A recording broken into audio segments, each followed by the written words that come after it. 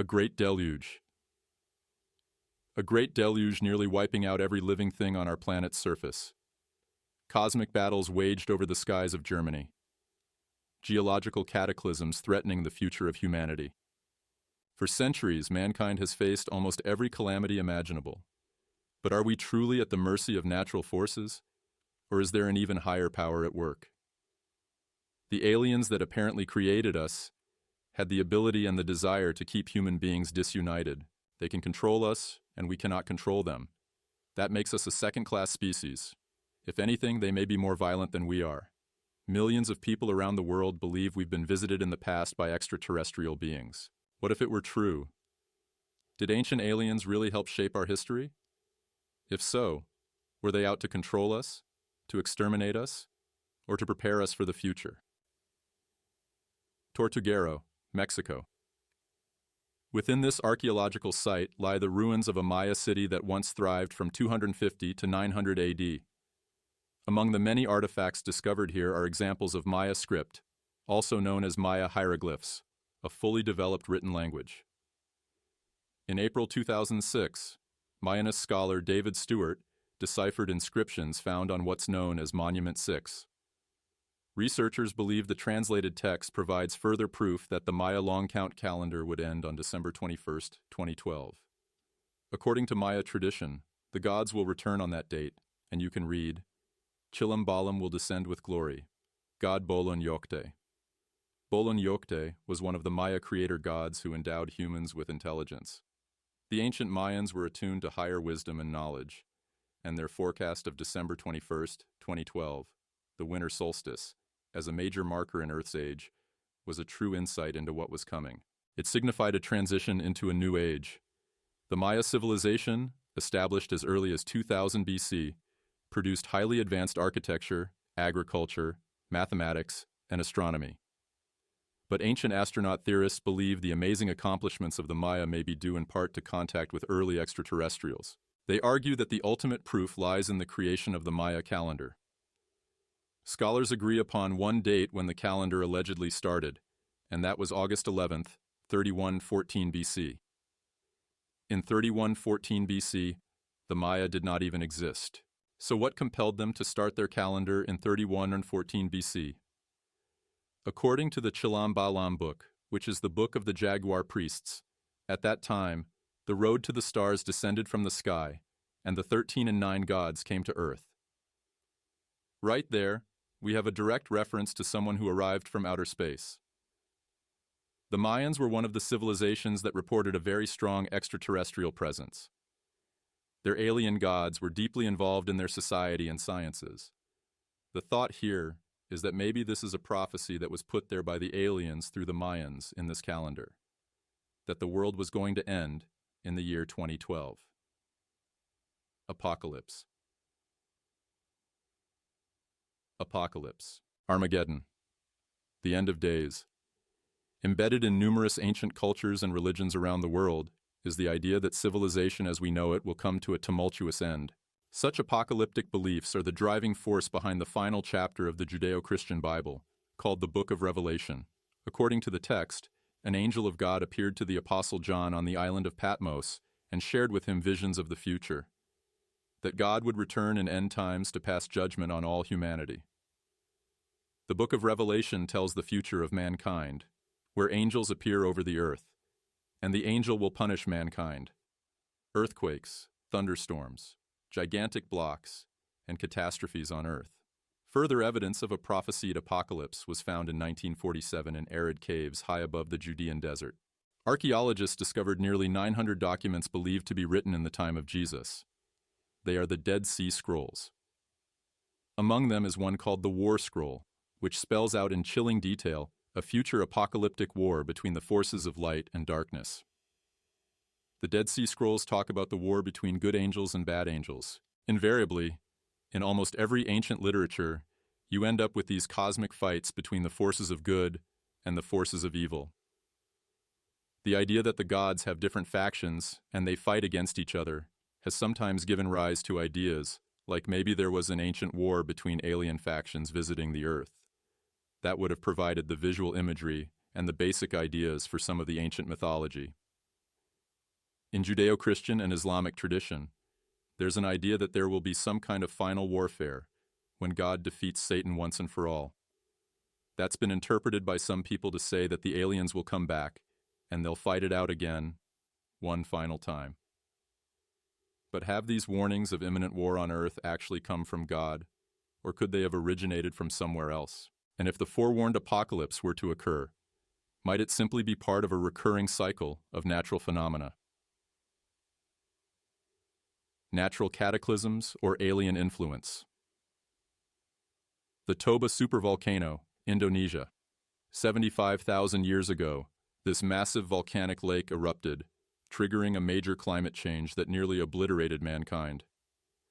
When you have one of these massive volcanic eruptions, what you have to worry about is the dust in the upper atmosphere, because that shields the sunlight. If the planet cools, and that lasts long enough, you can really disrupt the life cycle of organisms around at that time. Scientists call this an example of a genetic bottleneck, a catastrophic event that dramatically decreases the genetic diversity of a species. At least twice, Homo sapiens experienced such a genetic bottleneck effect, with the worldwide population dwindling to as few as 3,000 individuals.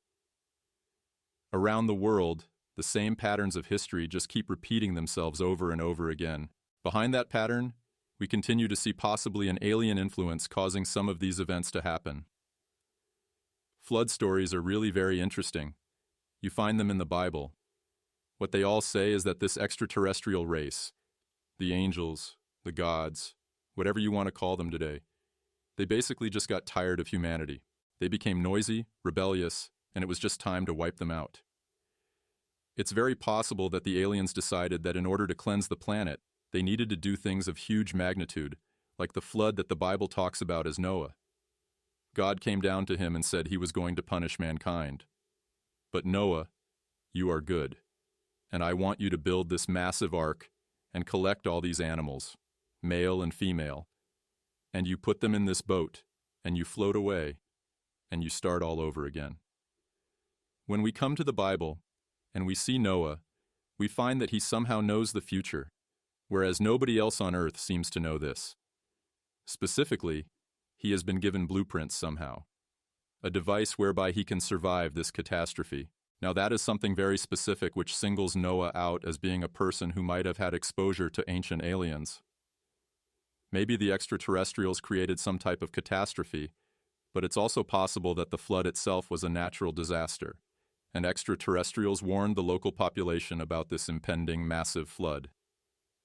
Extraterrestrials ensured our continued survival. Could there be a reason why humans have survived such disasters time and time again? And is it really possible that the Great Flood and other cataclysmic extinction events were caused by extraterrestrials? If so, who are these destructive beings, and what is their ultimate purpose? Modern catastrophes and UFO sightings. Indonesia, 2004. A massive underwater earthquake produces a tsunami that kills over 230,000 people in 14 coastal countries. It was one of the deadliest natural disasters in recorded history. Geologists determined that the violent movement of tectonic plates on the floor of the Indian Ocean created lethal tidal waves measuring nearly 100 feet in height. Tsunamis are basically super tidal waves, and it really comes down to how much energy is put into the ocean at the point that generates the tidal wave. The water gets displaced and forms a wave that can be very coherent, travel large distances, and will eventually hit the shore somewhere. But just days before the disaster, several eyewitnesses reported seeing strange, unidentified flying objects to the India Daily newspaper. People were reporting seeing bright lights in the sky prior to and during that tsunami. Scientists think that that's just maybe the tectonic plates are rubbing each other, and there's so much friction that they're giving off a glow known as earthquake lights. Mainstream scientists have been studying this phenomenon since it was first photographed in Japan in the 1960s. But although there are many theories as to their cause, there has been as yet no viable explanation. What is becoming very apparent is that UFO activity and tectonic activity go hand in hand. Now, there are a number of questions to be asked here, and science needs to answer them. The central question is this: is this UFO phenomenon just a byproduct of the tectonic activity?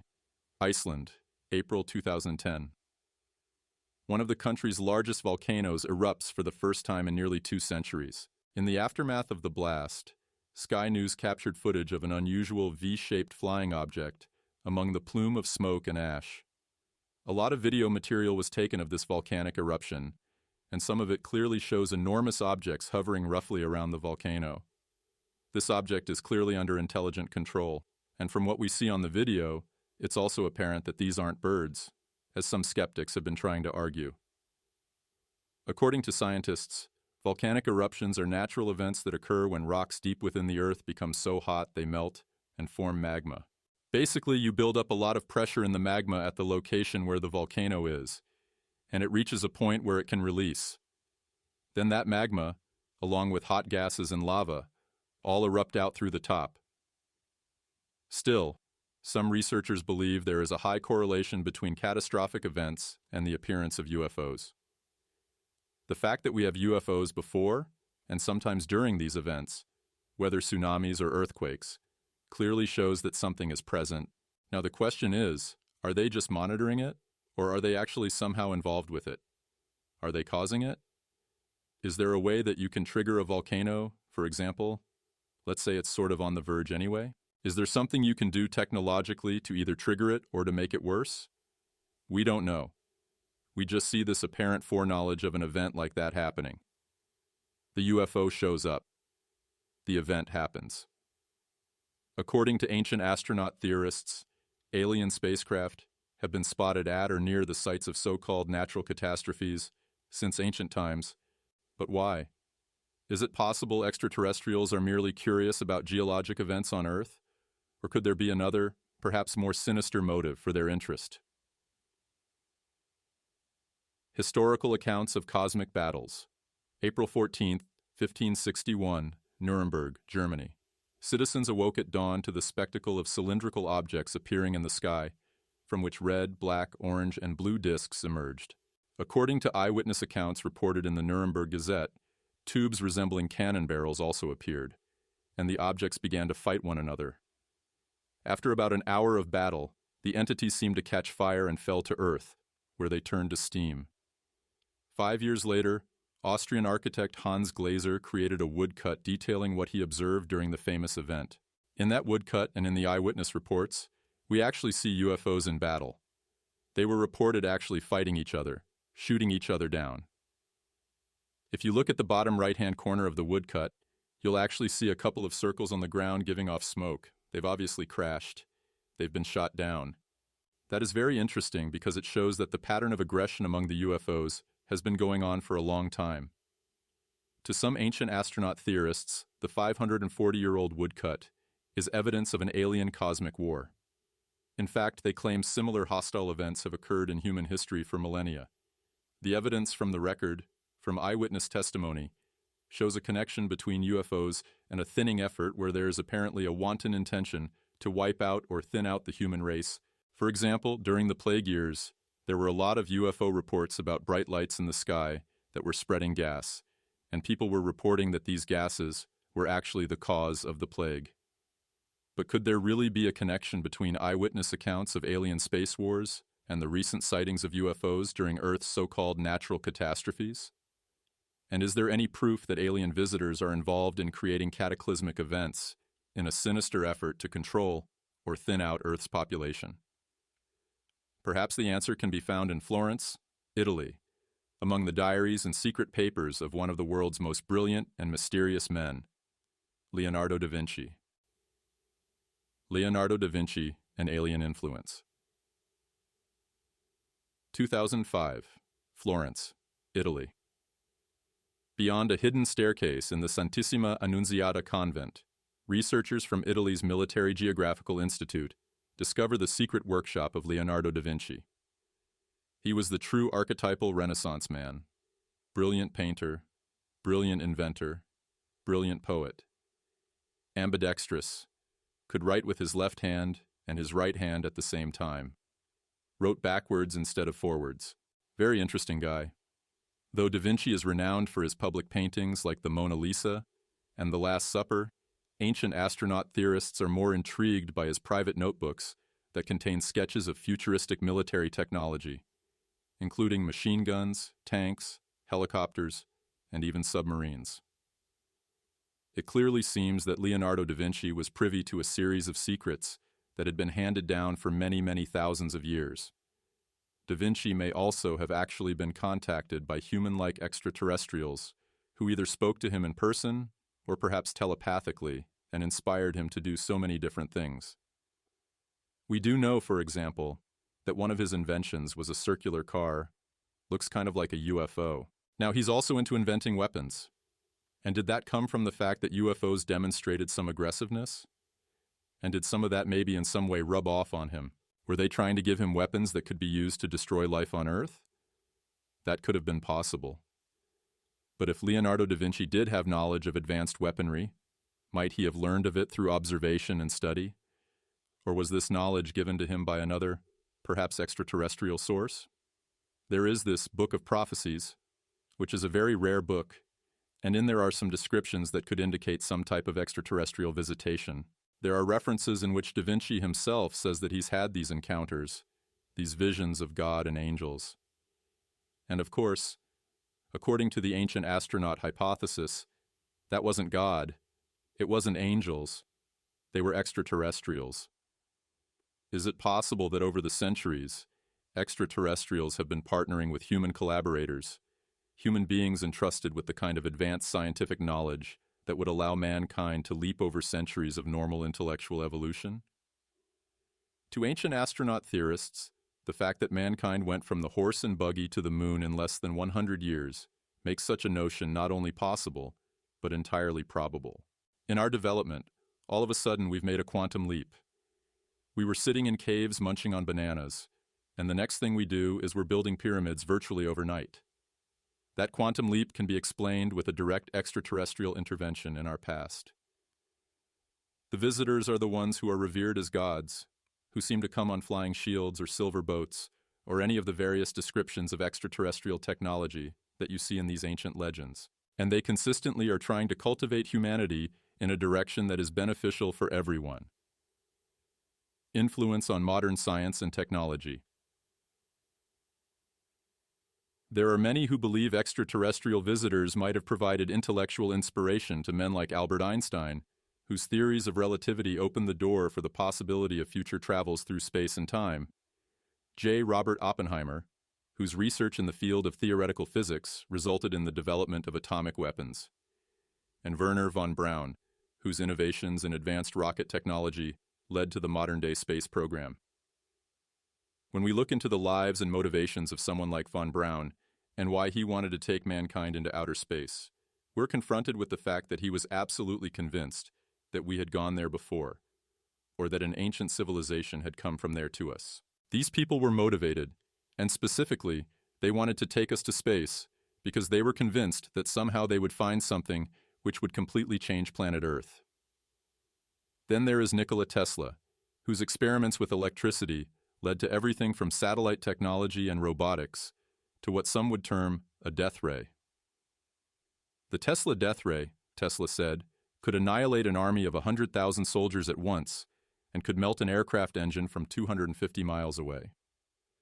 When the FBI investigated Tesla's death, they found documentation that the Tesla death ray was in development at Wright-Patterson Air Force Base in 1943. Where was the Roswell flying saucer taken? Wright-Patterson Air Force Base. So we have a connection to that weapon. Is it possible that Nikola Tesla's scientific achievements could have been influenced by alien intelligence? Might other human geniuses throughout time have served as gateways, allowing extraterrestrials to jumpstart our technological advances? If the answer is yes, then what are we being prepared for? And might there be a connection between mankind's intellectual and scientific advancements and the so-called natural disasters that threaten to wipe entire populations off the face of the Earth? The origins of humanity and alien intervention. The Omo River, Ethiopia. Flowing south 400 miles into Lake Turkana, the banks of this river are rich in hominid fossil fragments, including those of chimpanzees, gorillas, and early humanoids. Here, in 1967, paleoanthropologist Richard Leakey unearthed 2 partial human skulls. The remains date as far back as 195,000 years ago, making the fossils the oldest evidence of modern humans, or Homo sapiens. We are constantly still finding new breakthroughs and either more complete skeletons or a more complete site. If we look at the fossil record, at some point eventually you find common ancestors with chimpanzees. You go back really close, and you have Neanderthal and Cro-Magnon man, and we came out of Cro-Magnon man, and Neanderthals die out. It's a really interesting mystery to try and piece together why we were more successful than they were. We are the only ones who came out of the family tree with culture. Why? Evolution says by coincidence we have adapted as best. I say no. It was an artificial mutation made out of the family tree. Then overnight we were building pyramids. Sumeria was created. All those different high achievements were done virtually overnight. So this quantum leap in development, this big bang of knowledge or intelligence, all of a sudden happened. And the ancient astronaut theory suggests that this is a direct result of extraterrestrials tampering with our DNA. So we're half human and half extraterrestrial. We're hybrids. We have an incredible wealth of information in stone, preserved from ancient times, that can lead us in a direction of really knowing that the ancient ancestors of modern humans were not simply born on Earth, but came here from somewhere else. But if extraterrestrials arrived here in the distant past, who were they, and why did they come here? Ancient astronaut theorists believe answers exist in early Sumerian texts. The Anunnaki and human creation.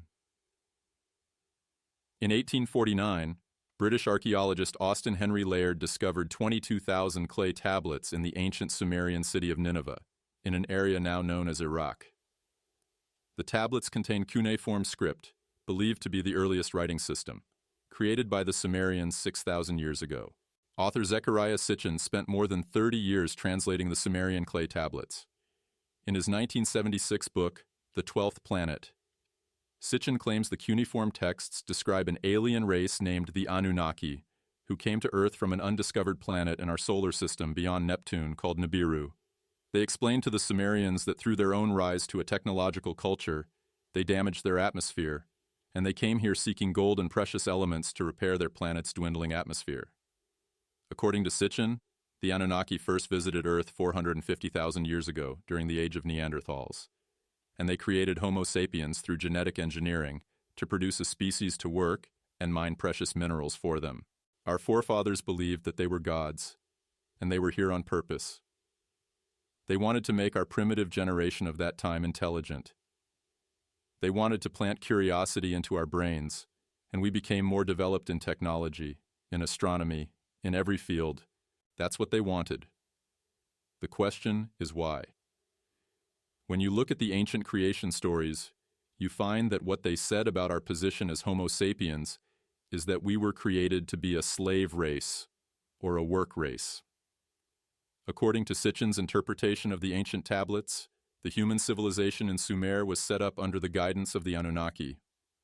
To disguise alien manipulation, human kings were inaugurated to provide intermediaries between mankind and their so-called gods. Then, around 3000 BC, humans began building stone monuments such as Stonehenge and the Egyptian pyramids. For mainstream historians, the physical ability and know-how to construct these megalithic sites remains a mystery. But ancient astronaut theorists contend that megaton stone monuments were erected by human laborers aided with alien technology. And what do the ancient texts say about ancient Sumeria? That none of this could have been possible without the help of the gods, or in their case, the Anunnaki, which means those who from the heavens came. Many cultures had a time when they interacted with their living gods. So who were those gods?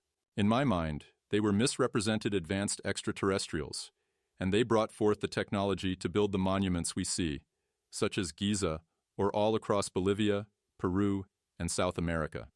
Sitchin's interpretations of the Sumerian tablets further claim the ancient Anunnaki astronauts carried out breeding experiments to improve the species of laborers. But to keep the human population at bay and correct genetic mistakes, the aliens orchestrated so-called natural catastrophes. The Anunnaki saw the Neanderthal man naturally evolving here on Earth and decided to put their genetic marker on it, meaning they took 80% of their genes and 20% of the hominid that was here and created us in their image and after their likeness. This was essentially when modern humanity was born and starts to show up in the fossil record. It wasn't until 75,000 years ago that you have the supervolcano that goes off in Lake Toba. In the aftermath of that great cataclysm, it appears that we went through further genetic modifications. Very, very powerful ETs came in and upgraded our DNA. They probably figured, there's something wrong with this species. So they probably created these disasters like the flood. And then, of course, there's always that biblical perspective, and people believe God did it. Well, God could have been the extraterrestrials, could have created that somehow.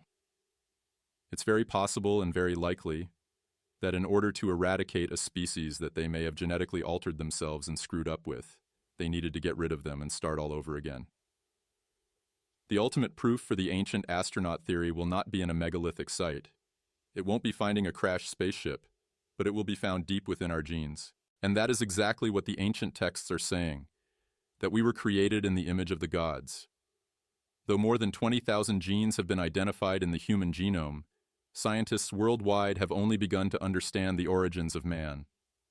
As geneticists continue to study our DNA, might they find traces of an alien species in our genes?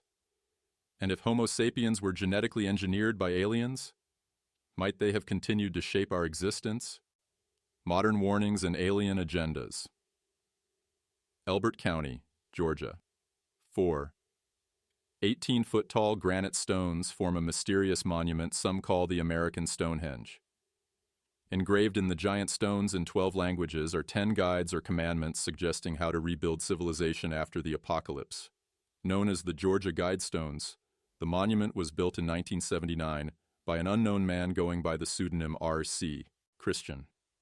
Some people have a theory that whoever put those guidestones up was either a Freemason or that the name R.C. Christian was really a way to parrot the fictional founder of Rosicrucianism centuries earlier. When you trace them back to the ancient gods who wore the same symbolic aprons, they were the ancient aliens that we now talk about. Was the monument secretly built by followers of Rosicrucianism, an ancient society of mystics and philosophers who were inspired by the religions of the Far East? If so, might the stones contain coded messages intended to prepare us for the imminent apocalypse? Perhaps, but to some ancient astronaut theorists, warnings of an impending apocalypse are meant to caution human beings against the very real prospect of an alien invasion. Or worse, perhaps the examination, vivisection, and eventual annihilation of all human life on our planet. Since the late 19th century, modern reports of aliens abducting and probing humans have numbered in the tens of thousands. Researcher David M. Jacobs has spent more than 40 years studying so-called abductees and their alien encounters through the use of hypnosis. The preponderance of evidence, person after person saying the same thing to me, things that I could never have imagined being thought up. Then I began to realize, oh my God, this is actually happening. And I was dumbstruck by the fact that this was convincing evidence to me. What Dr. Jacobs has reported is that what the aliens seem to have been doing for these last 40 years, perhaps longer, is that when they abduct people, it's not just an experiment. They are actually engaged in a very intense, very involved program of genetic breeding, where they are breeding hybrids. The abductees that he's been talking to, according to him, have gotten to the point of this massive program of creating hybrids, where now the hybrids look like us quite a bit, but behaviorally, psychologically, they are still alien. Jacobs claims alien-human hybrids can communicate telepathically and dictate human thoughts. Neurologically, these beings can put ideas, images in people's minds quite easily. Therefore, what people describe is that they can be controlled on a number of different levels by the minds of these other beings. Since 2003, abductees have reportedly been telling Jacobs that the hybrids are being integrated into society, unnoticed by humans. To me, this is possible evidence of the plan to do another thinning, to kind of make room for this new jump from modern Homo sapiens to whatever we're going to call this new Homo sapiens. That is the potential future apocalypse involving the alien presence, and that's where I see some dangerous signs. Some people think that these beings are benevolent, that they are here to help us stop war, cure cancer, that they are here for reasons that have everything to do with us and very little to do with them. I don't see benevolence here. I don't see malevolence. But I see the furthering of an alien agenda of which we do not know the future. Some people have theorized that the creation of an alien hybrid race might be a way of accomplishing a better age on Earth. And there are some abductees who even bring back predictions that there will be a time called the Change, when there will be aliens and humans living together on Earth, as if it were a return of the age of paradise. There are others who think that they are coming to create a better Earth. Some think they're coming to take over the Earth. We really don't know the alien agenda. We do know that they have been telling abductees for a long time that soon everyone will be happy. Soon everyone will know their place. Soon we will all be together. This has been going on for thousands of years, with the creation of Homo sapiens. I mean from the very get-go. So to suggest that now is the time where a new hybrid extraterrestrial Homo sapiens will emerge in this new age of consciousness, no, it won't. We already are hybrids. We already are part extraterrestrial and part human. Conclusion: human and alien hybrids, extraterrestrial engineering designed to weed out excessive population growth, or perhaps to exterminate inferior genetic strains. Might geological catastrophes and meteorological calamities be the work of unseen, perhaps alien hands? For skeptics, the answer is a resounding no. But with the end of the Mayan calendar looming in 2012, could all of our questions about the alien agenda finally be answered? Perhaps only those of us who survive on that date will ever learn the truth.